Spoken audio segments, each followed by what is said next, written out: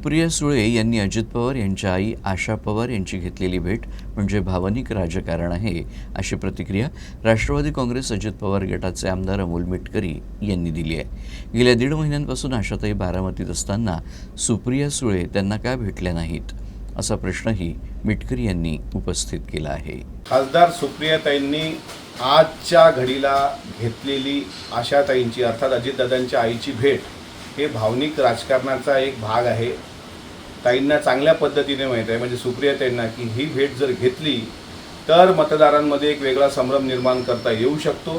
गेल्या 1.5 महिन्यापासून बारामती परिसरामध्ये आशाताई असताना त्यांना त्याची भेट का घ्यावी वाटली नाही, आशीर्वाद का घ्यावे वाटले नाही, हा सुद्धा बारामतीकरांना या निमित्तानं प्रश्न पडला असेल। आणि मी तरीही एक परिवाराचा भाग म्हणून जर तुम्ही भेट घेतली असेल तर तुमचे आभार मानतो। आणि विशेष आभार सुप्रियाताईंची याकरता त्या भेटीचा सेल्फी काढून त्यांनी कुठं गवगवा केला नाही, याबद्दल सुद्धा त्यांचे आभार मानतो।